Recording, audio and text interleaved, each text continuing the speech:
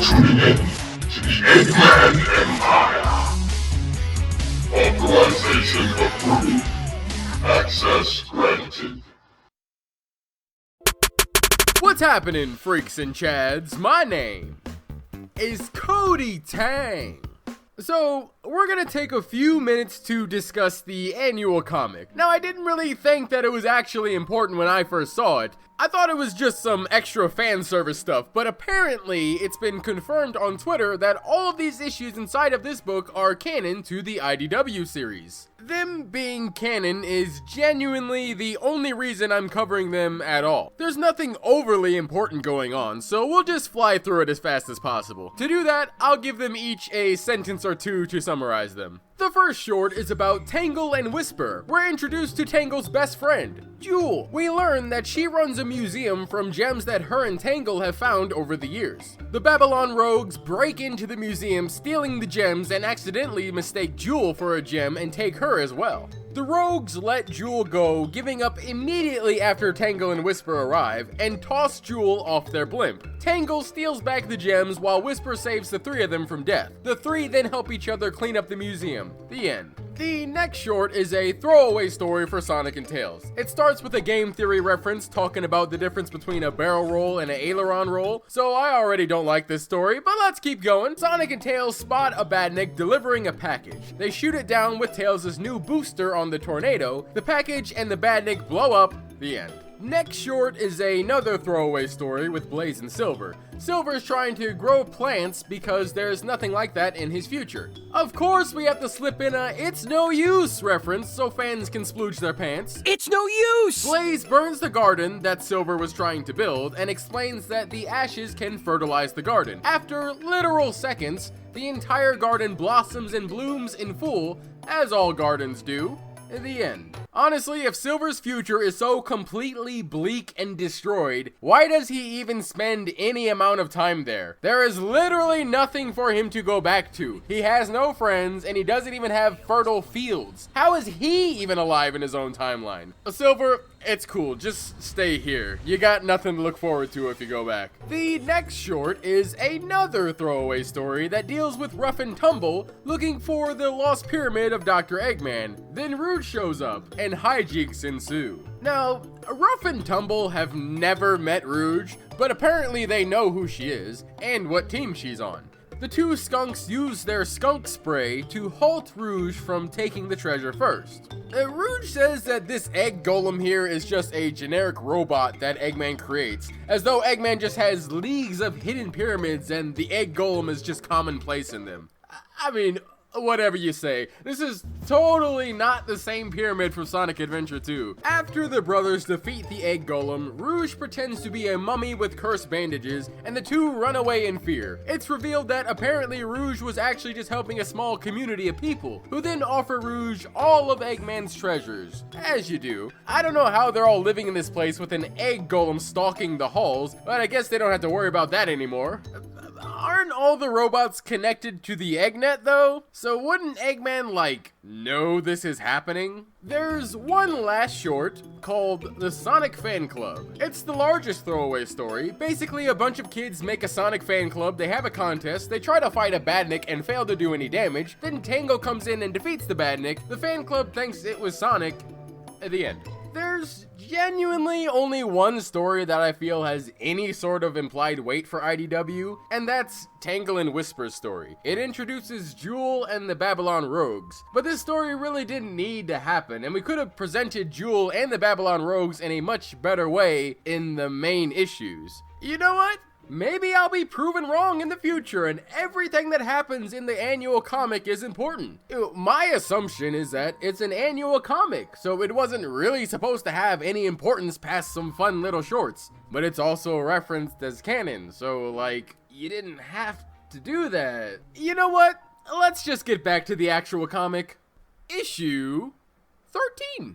Where did we last leave off? Oh yeah, Eggman is back to normal and Metal Sonic found Eggman again somehow, and Dr. Starline is a villain now. Cool. Of course, you could always watch my videos if you want a full recap on what happened, but they also have 5 panels for you to catch you up on all 12 issues that you missed. Alright, we take a moment to catch up on what's been happening to our heroes. It's been a few days since the gang had defeated Metal Sonic. Amy has taken over the Resistance in Knuckles' place, renaming it the Restoration. Knuckles is on Angel Island doing exactly what he should be doing, guarding the Master Emerald. Silver is searching for a threat that affects his future, whatever that means, and Tails is doing projects. Sonic, still under the impression that Eggman is Mr. Tinker, for a little bit of dramatic irony since we know that Mr. Tinker is back to being Dr. Eggman. As Sonic is enjoying his moments of peace, Tails bursts into the frame, shouting that something is wrong. He shows Sonic a letter that mysteriously appeared in his workshop. The letter claims the most brilliant doctor in the world is returning, and his stage will be in Windmill Village. Sonic's mind goes right to Eggman. His suspicions rise as he becomes convinced that Mr. Tinker was just a facade put up by Eggman, and Shadow may have been correct all along. Sonic and Tails agree to check out Windmill Village, as it's also where Mr. Tinker should be located anyway. Meanwhile, in a secret lab, Dr. Starline and Eggman discuss their new plan. Dr. Starline reveals that he's the one who dropped the mysterious letter, and that he successfully baited Sonic and Tails. Eggman then reveals the first test of his newest invention, a liquid solution that transforms this flower into metal instantly. The plant is completely affected by the liquid. However, the wood is left untouched since it's processed. Eggman orders Starline to bring him the animals. Sonic and Tails arrive at Windmill Village, and while nothing seems amiss, there's no sign of anybody in town. They hear a call for help, and oh my god! The Elder Scruffy is just hanging up and beaten like a literal piñata! The Elder reveals that some thugs came by and kidnapped Mr. Tinker. They returned later and locked all of the town in the community center, which all took place while the Resistance fought Neo Metal Sonic. And later, while Sonic and everybody were getting their lives back to normal. So, about a week ago, the Elder Scruffy's just been hanging up there for a whole week. Tails asks who the thugs were. Then the thugs themselves show up, revealing themselves to be Rough and Tumble. Sonic states that he recognizes the two from Barricade Town when he fought them with Knuckles. This time, they've got some new upgrades in the form of robotic tails. A fight between Sonic and Tails and the Skunk Brothers begins. Listen up! What the? Jeez, these guys don't quit. What? Let's give him a proper send-off. Like this! This time I'll get him good! What took you so long? Just need to have precise timing here. Hit the wrong day, sport. I'm ready. It's Born to on. do this! What? Time for some fun! Don't get cocky now, I'll end you!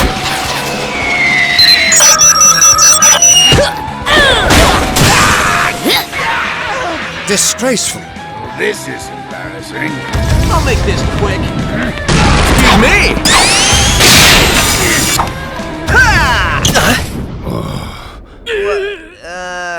What a waste of good parts. Knuckles will be so jealous. Let's find out what they're hiding. This is not how it's supposed to turn out. That's not good. During the fight, Sonic asks where Eggman is, and questions if Eggman was the one that broke them out of jail. Sonic comes to the conclusion that not only are the skunks too dumb to be this subtle with a letter, there's no way they created their robotic tails either. Eggman continues working in his lab, using the strange liquid on a trio of flickies. One of the flickies becomes a mindless robot following Eggman's orders, transferring the virus to the other flicky. Eggman is unimpressed with the rate at which the virus spreads, but is happy to see that an unexpected aggressive behavior is showing itself. Eggman moves on to his next test, giving a flicky the metal flower and touching it to 3 separate samples. None of the samples respond, but the flicky does, confirming that all organic tissue will become corrupted after the slightest touch of the virus. Wouldn't this sandwich actually become affected with this virus though? Do vegetables just not have organic tissue in the Sonic universe? The fact that the flower is affected by this, but the vegetables aren't, literally doesn't make any sense. Process doesn't mean that something is removed from what it was made with. it still has organic material in it. A chicken is still a chicken even after it becomes a chicken strip. It doesn't just stop being a chicken just because it's processed. Even further, doesn't wood also have organic materials in them? Now, I'm not a scientist, but I'm pretty sure that just because it doesn't require oxygen doesn't mean that it isn't organic. Yeah, I don't know about this one, guys. The virus not making sense to me right now. Eggman is happy that his infrastructure is safe from the virus and declares his new invention a success. Right, so we gotta make a mental note, right? The virus doesn't affect metal. We're gonna make a mental note of that, okay? We'll see where that goes. Sandwiches and wood ain't gonna happen. If it's processed, ain't gonna happen. We'll see. Okay, so if metal is processed, right? Metals is processed. Now it can't be affected. We'll see how they do this. Eggman asks Starline how exactly he found him, which is a question I have as well. While Eggman reveals that half the Empire was searching the globe for him, Dr. Starline says that their sensors and numbers are finite. But the warp topaz can portal all over the globe. What the Badniks could only do in a day, Starline could do in minutes, basically. Okay, IDW, okay, I'ma do you one better. I'ma do you one better. So how did Rouge find Mr. Tinker then? Because she didn't have trillions of Badniks. She didn't use a warp topaz. Rouge literally told Shadow and the Chaotix where Mr. Tinker was. So are we saying that Rouge is more capable than Dr. Eggman, Dr. Starline, and the warp topaz? Does that sound right to you? Is that correct? I'm reading this correctly. Dr. Starline had to use the warp topaz. All of Eggman's Badniks could not find him. How did Rouge find Mr. Tinker? Is that ever going to be explained, or is this just one of IDW's I made it happen for the plot kind of things? If that's never going to be explained, we have our first plot hole. That makes 2 for the entire series so far. And we're only on the 13th issue. Dr. Starline opens up a portal that reveals Sonic fighting Rough and Tumble. Dr. Eggman is understandably disappointed to see the skunks getting destroyed by the heroes, and Dr. Starline suggests they move on to test 6. To which Eggman reveals that the testing is done, and the metal virus works as intended, allowing them to move on to his master plan. Dr. Starline objects to the idea as the metal virus isn't fully tested, but Eggman continues regardless of Starline's caution. After Sonic and Tails defeat Rough and Tumble, they're about to tell them what happened to Mr. Tinker when they're transported away by the warp topaz, surprising Sonic and Tails. Sonic and Tails come to the conclusion that Mr. Tinker has returned to being Dr. Eggman in some form. Sonic does question if somebody else is involved, as he doesn't know how Rough and Tumble even got out of jail. Tails insists that Mr. Tinker is no longer a good guy, but Sonic doesn't want it to be true. Sonic says that he's going to see if Silver knows anything about what's going on, and Tails says he's going to stay back and repair the village due to the destruction that they just caused. Sonic rushes off, feeling a familiar pattern to what took place with Metal Sonic. He says he won't second guess Tails' warning this time, and confirms in his mind that it's either Eggman, somebody else, or both. Okay, this is weird to me, because that's not what happened. What do you mean Sonic won't second guess Tails' warning this time? Tails was the one who second guessed Sonic last time. I suppose the idea is that Eggman wasn't in fact the one behind the Badniks the last time, and it was Metal Sonic. But Tails wasn't with Sonic when he went to see Mr. Tinker. There's no way that IDW is trying to pass that off as though the scene would have been any different if Tails was there.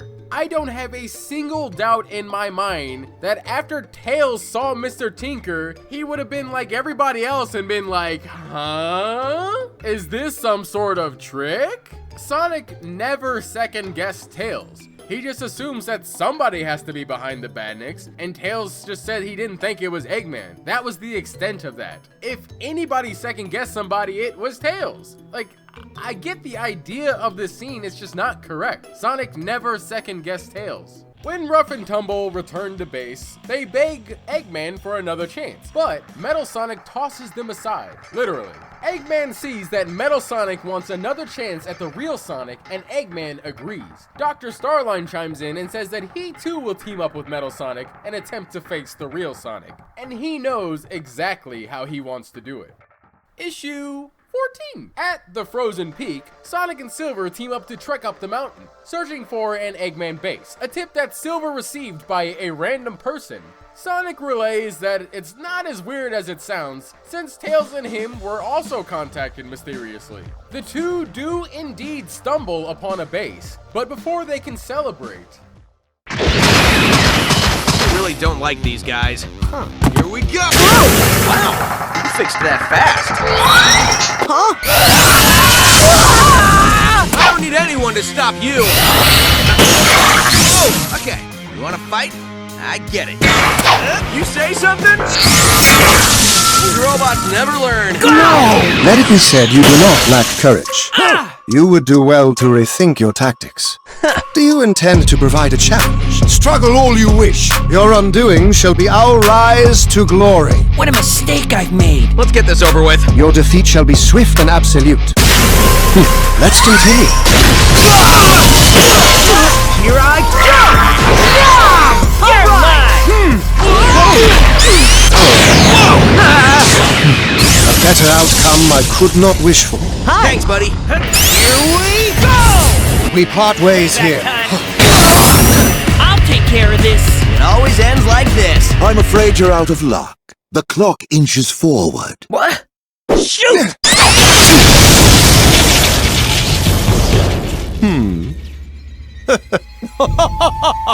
Falling back. You little... Dr. Starline reveals himself during the fight. Silver states that he's the mysterious person who gave him the tip to come to this base, also noting that he didn't seem so evil when he had met him before. Sonic deduces that Dr. Starline is responsible for the sky holes that keep popping up, and asks what he's done with Mr. Tinker. Dr. Starline reveals that Mr. Tinker is no more, and Eggman has returned.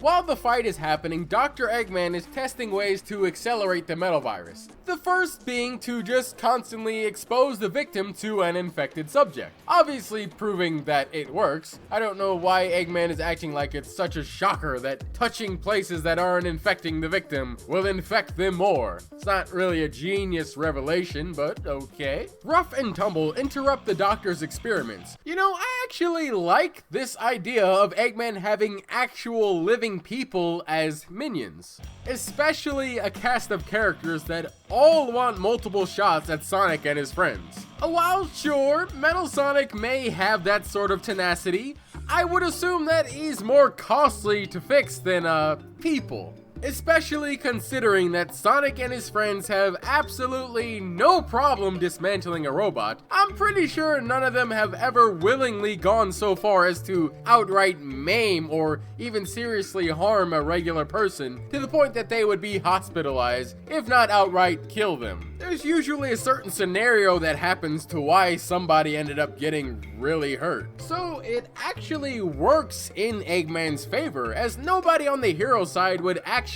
take the life of somebody if they weren't directly forced to do so. Except for Team Dark. Shadow and Rouge would definitely kill some people. Shadow wouldn't care enough to take that precaution. Rouge is a literal secret agent and has probably killed hundreds of people. And then there's Omega. Yeah, Omega would 100% kill somebody and not feel a shred of remorse. It's also just interesting to see the drama that a group of villains can actually engage in. Rough and Tumble demand that Eggman give them another chance to defeat Sonic, stating that the last weapons Eggman gave them were junk. The two brothers say that Eggman owes them the opportunity. Eggman agrees to let them test out a new weapon he had been crafting that's just recently been completed. Back to the fight at the Frozen Peaks, Sonic is able to apprehend Dr. Starline. Sonic demands that Starline gives up everything he knows about Eggman and his plans. The Doctor gives up the vault code, and Silver goes to retrieve what's behind the vault. However, it's revealed that the information Starline just revealed was actually a detonation code, and Silver is about to blow himself up, forcing Sonic to try and save him. Dr. Starline blows up the two, and ecstatic at his victory, he begins to celebrate his defeat of Sonic, but is immediately pulled back to the secret lab. Eggman shouts at Dr. Starline for almost killing his arch nemesis, and demands that Dr. Starline never attempt to kill Sonic in such a mediocre and barbaric way. which I find very odd, that Eggman has this strange obsession with a specific way that he can kill Sonic. I'm pretty sure that Eggman has never cared what way Sonic dies, just that he in fact does die. Eradicate all of those menaces! Give them all you got! Aye, aye, sir. I will comply. And every time Sonic doesn't die, he's extremely annoyed that once again, Sonic somehow managed to escape. I should have known you'd still be alive, you stubborn little hedgehog! Was he not just annoyed in the last issue that Rough and Tumble couldn't compete with Sonic and Tails? What's the point of Eggman even getting angry when Sonic escapes the most menial defense he puts up against him if the goal is literally to kill Sonic in some extravagant, flashy fit of glory? This trait isn't even accurate to Eggman regardless, but sure, why not? Eggman was very upset with himself when he tricked Sonic and threw him in an escape pod rigged to explode. Oh, classic Eggman. Farewell, Sonic, my admirable adversary. If Sonic just slipped up one day and accidentally died by something small, would Eggman just burst into tears that he accidentally killed Sonic by running him over? No, he would laugh his ass off that Sonic just accidentally got himself wrecked. Look at literally any instance where Eggman goes against Sonic. It ranges from the most basic robot design to some of the most creative things he's ever made. Like, Eggman does not give a single thought into what manner he kills Sonic. He just wants it done. Get rid of these pests! Show them what you've got! Let's keep it to this issue, how about that? If Metal Sonic kills Sonic here, he would literally do it by just beating the life out of him. Is that somehow more extravagant than Sonic's body parts being flung all over the place from an explosion? I don't even have to defend this point. Let the comic speak for me. I'm sure there won't be any more instances where Eggman contradicts this idea going further, because it's totally in Eggman's character to treat him killing Sonic like a well thought out event.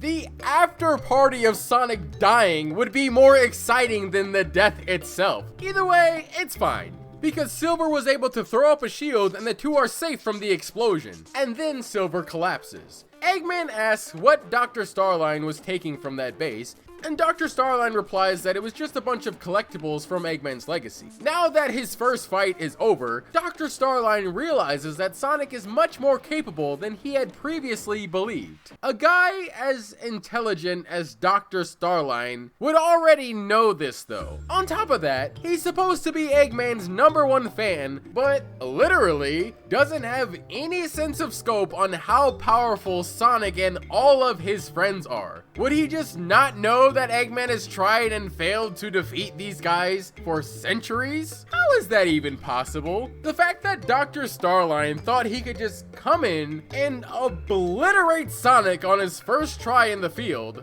it's pretty stupid for a character like him to believe, is it not? I don't have a problem with Dr. Starline being less competent than Eggman, but he's also more cautious than Eggman. He says that they need to hold off on the virus, and he sees Eggman's creations as reusable. He failed to restore Eggman's memories, but has the same technological competence as Eggman. He thinks Sonic and his friends are an easy kill, yet he's been able to watch them all through the Warp Topaz and has been studying Eggman's life for years. What? After Silver passes out, he wakes up later on in the Restoration's medical center and is left there to rest while Sonic and Amy discuss the warp portals that Dr. Starline can create, as well as Eggman's return. Due to the Restoration still rebuilding everything since their last fight against Eggman's empire, a second attack from Eggman could prove devastating, so the two decide to go to yet another base that is apparently abandoned. And this one, unlike the last one, is even unguarded, which would mean the last one wasn't abandoned. So that plot hole still remains. Sonic invites Amy along on this one, and the two are off to one of Eggman's old bases once again. Issue 15. Amy and Sonic arrive at the Echo Mine, where all signs point to it being indeed an Eggman base. Amy states that apparently the attack on this base took place during Sonic Forces while Sonic was captured. This is a site where they saved as well as lost a lot of people. I find this scene kind of funny here. Amy states that Sonic won the war in Sonic Forces for them, which is factually incorrect. It was actually Rookie that saved everybody. Their inclusion to the story is what changed the tide of the entire war in Sonic Forces. In Rookie's very first mission, they are the reason that the Resistance were able to steal a shuttle to the Death Egg where Sonic was located. They then happen to have the best route to get to Sonic, and then Sonic gets out of the Death Egg on Rookie's second time working in the field with the Resistance. They then go on to play a major role in every key battle for Sonic Forces. And if it wasn't for Rookie, Sonic and everybody else would have all been burnt up by the sun. Then to top it all off, Rookie was side by side with Sonic as they fought the Death Egg robot. We, the viewer, saved everyone. Now, as Sonic, okay, he helped out a bit, but he wasn't the deciding factor. We pretty much could have done it all without him. Okay, I'll give him a couple things. Sonic's contribution were basically getting out of null space and fighting the Death Egg robot, and getting ruined day one of the war, resulting in him not being present for the vast majority of it, essentially being the reason the world went downhill, which is also the incompetence of Sonic's friends. But Rookie's inclusion is literally the reason the Resistance defeated Eggman, and Sonic even takes credit for saving the day in this issue. Okay, so we just did nothing that whole game, huh? Sonic and Amy are in the mines looking for the backup generator. That way they can access Eggman's network and figure out what he's planning. So basically, we're just repeating the first saga at the moment. Since we saw Dr. Starline emptying one of the bases previously, Sonic says that it's possible that Eggman is doing that everywhere. Amy says that since it's the closest abandoned base on file, that's where they're gonna start. Amy flips on the backup generator and the whole base regains power, and truly so. There are no defenses waiting for them here. Back at Eggman's secret lab, so this one I get a kick out of, because it's just further cementing that the first saga has a major plot hole. The very moment that Sonic and Amy flip the power on, the Eggnet is notified of the base coming back online. What does that mean? That means that everywhere, every single base is connected to the Eggnet entirely. So back to Saga 1. The fact that nobody could find a single detail about Metal Sonic and his plans is literally, narratively, and completely impossible. That entire saga simply could not have happened. It is one giant plot hole. All because of this very moment with Dr. Starline saying the Eggnet detected a base that is supposed to be completely abandoned. This one doesn't even have badniks waiting for them like the last base did. Good job, IDW team. Solid writing. So Eggman is told that Amy and Sonic are inside of his old abandoned base, and Eggman sees it as the perfect time to test out his new weapon. The Metal Virus is about to make its first practical debut against Sonic and Amy. And who better to test out the new weapon than Rough and Tumble? However, that's not all Eggman is giving him. See, the Metal Virus is merely a backup, because the weapon they'll actually be taking is uncovered. But we'll have to see what the weapon is later, because I'm back with Sonic and Amy. The two are stopped by a generic login screen where Eggman's password is apparently always a variation of "Hate That Hedgehog," which you would think by now, after the Resistance literally just knows his password, he would change it, or, you know, use his 300 IQ score to make something more than a classic website login screen. I don't know, maybe a literal fingerprint, face scan, a USB flash drive code, literally anything that Eggman would realistically come up with that wasn't just input username and password. Also, his username is literally just Eggman. Why does Eggman have all of his restricted files stored inside his username? Why doesn't he have like multiple accounts for that? Where's the admin, the press yes for admin button? Why are these not locked up somewhere else? Does he just have a folder on his computer that says Eggman secret files? What the hell is this? No, I don't believe this scene for a second, IDW. You guys can do better than this, come on. Eggman has an IQ of 300. Why would he just make a generic generic website login that everybody understands? Why are Eggman's files not encrypted? Why can Amy just log onto a computer and be like, Dr. Eggman, hate that hedgehog? If Tails was brought on this mission, you would literally make him have to hack into the server. I'm not believing this scene. The plans they find on the computer is literally a smaller version of the Ark. Okay, I can't drop this. You expect me to believe that he doesn't have any sort of account security? Maybe even give Eggman a little two-factor login action? Send a little test message or a little email saying, is this you trying to log in right now? If not, say no and change your password immediately. Sonic and Amy's viewing of the Eggnet is stunted by Rough and Tumble revealing their new weapon. A giant drill bursts through the wall, destroying the computers. Through Rough and Tumble's bickering about what rhymes and what doesn't, Amy questions how they took over a whole town, which I also wondered. Sometimes being self-aware can be pretty funny, but it's not really funny when, it just doesn't make any sense. Rough and Tumble taking over a town, well, there's just no logic to it. They're two people against an entire town with wisps that aren't even on their side, but for some reason everybody just kind of bows to them, even the wisps. Makes no sense. So now, Sonic and Amy must battle the rhyming duo. That is. Alright! Somebody wants a fight! These guys keep coming.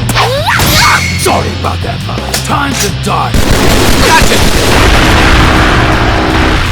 Oh! Nice! Showtime! Okay, alright, let's go!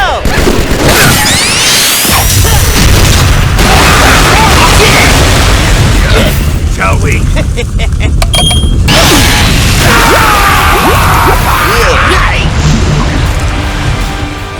Oh, nuts.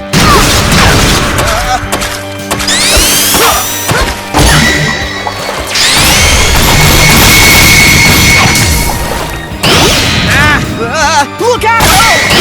Whoa!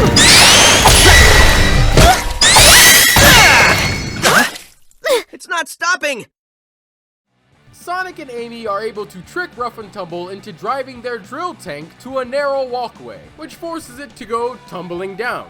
Rough and Tumble activate their backup weapon, engulfing them both in the Metal Virus. Wait, are their gloves, shoes, and bracelets affected by the virus? Isn't it supposed to just slide off like it did before? Uh-oh, guys, what's gonna happen to all the other casts when they start getting affected and their clothes become metal? Uh-oh. Well, either the virus works better than planned, or that's a straight-up oversight, because last I checked, it's not supposed to do that. Rough and Tumble become zombie-like robots, which Sonic dubs Zombots during the fight. Sonic touches Tumble, forcing the virus on Sonic's gloves. He wipes his face for plot reasons and realizes that he just wiped the virus on himself.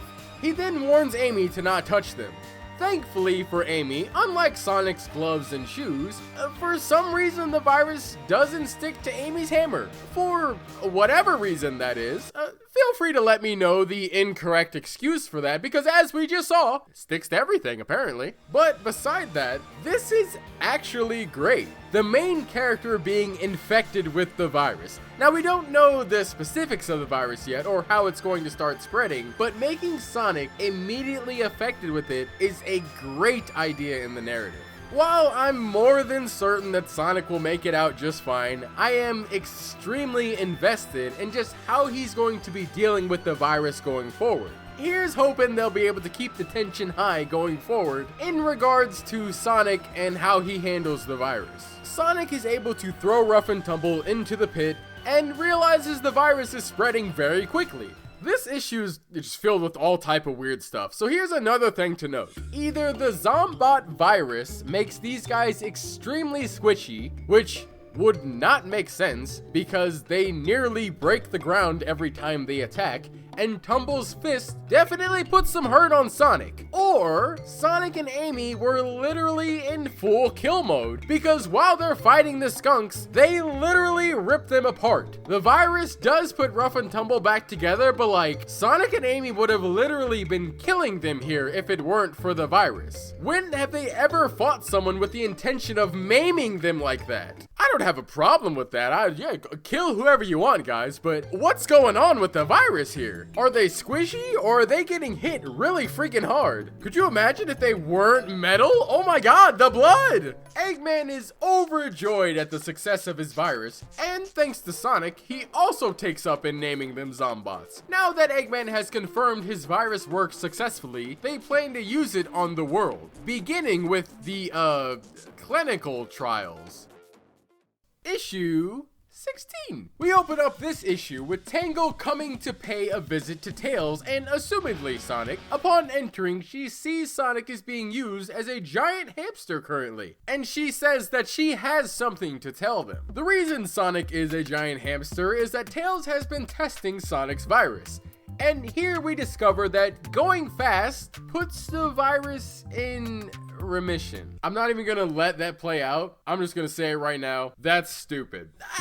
Let's explore that idea a little bit, okay? Could Sonic potentially just pick somebody up and run with them? Or do they themselves have to be running? Is it just the speed itself? I'm pretty sure if Sonic is running, his heart rate would go up, which would make his blood pump faster, which would then make the virus spread, right? Or maybe it really is just a surface level virus, which couldn't be true because it's literally the entire being of Rough and Tumble, but we'll assume IDW thinks it is. So we'll say the virus is just sitting on Sonic's skin, okay? So if speed just makes it fall off, then yes, Sonic could just run with anybody and the virus would fall off. So is he gonna do that? Sonic informs Tangle what's been happening since the last saga, and now Tangle is up to speed. So now they got that out of the way, Tangle prepares to tell them what's happened to her. But you have to read the annual issue to find out what that is. What? No, literally, this issue is not going to pick up this story. When we get back to Tangle later, you know what she's gonna say?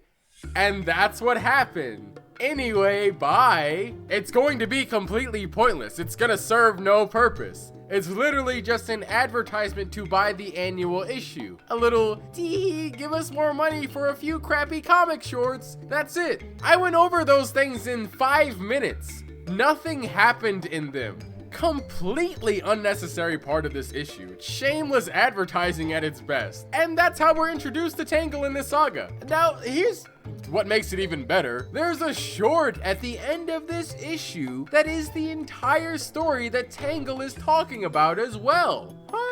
So imagine buying the annual comic just to realize that you already paid for the story, and now you paid for it twice. And then you get greeted with a bunch of other shorts that are worthless. Thanks, IDW. Very cool. While Tangle is telling her story, we jump to Eggman and Dr. Starline. We're now upon Eggman's new flying fortress, which is what we saw on the computer in the last issue. Thanks to the power of the Chaos Emeralds, this space colony arc looking ship that Eggman calls the Face Ship is what he will be using to dump the metal virus upon the world. Dr. Starline is basically the avatar for us on the villain side, as he questions Eggman repeatedly. Here he asked, "But Dr. Eggman, how will we possibly infect the entire world? We don't have enough virus to spill everywhere." Eggman replies with the most obvious answer of all time. The virus is infectious. He doesn't need to infect the world from his spaceship. The world will do it for him because the virus spreads through touch. Dr. Starline is extremely stupid. He basically just gives off the air of somebody intelligent, but every time he opens his mouth or tries to do anything himself, he proves to everybody that he's not very smart at all, and everything he's achieved has been a stroke of luck. I don't know if that was the intention that IDW was going for, but I think it's important to point out. At least something is about to come out of this issue, as I love this part. Eggman's first target is Windmill Village. That's right. The very village that took him in as Mr. Tinker. And he gets on the intercom of the face ship, announces himself as Mr. Tinker, and says that he's come to repay them for all the kindness they treated him with. And then he does this.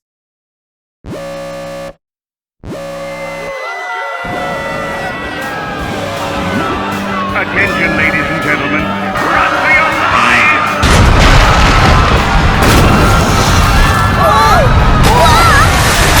Please note, any mutant powers gained are the express property of Eggman Industries and must be used in the service of Eggman and his scheme. Please avoid breaking the glass, as it is the only thing between you and 10 million gallons of freezing wet air. Enjoy every moment in the luxurious grounds as if they might be your last.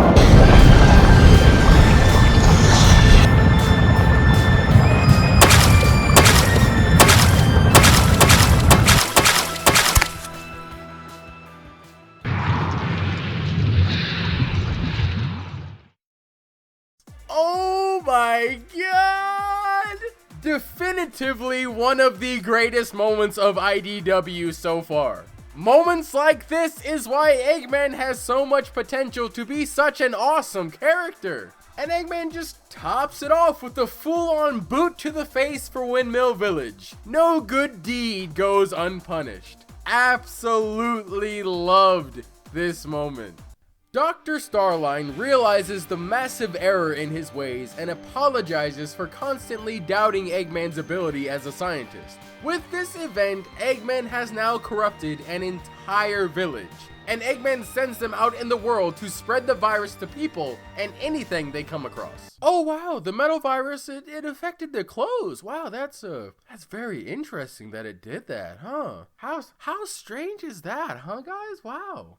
Back to Sonic and gang. They're now finished talking about how their days have been, and Tangle wants to be told about when they'll all move out to attack Eggman, and almost makes the mistake of giving Sonic a high five, just as Sonic realizes the virus is coming back. Honestly, Sonic's gloves should be perfectly safe. His arm is where the virus is, but as we just saw, clothes, processed material, they're affected now. I don't know, they just are. Sonic decides to go and start searching for Eggman's battleship, while Tails stays back to look for a cure. Sonic expresses his concerns about the virus, but he believes that he's never been bested yet by something he can't control. Meanwhile, the virus continues to spread, even without the intervention of people. Instead, it's one lone Flicky that is shown to be heading to a nearby city, fully infected with the metal virus.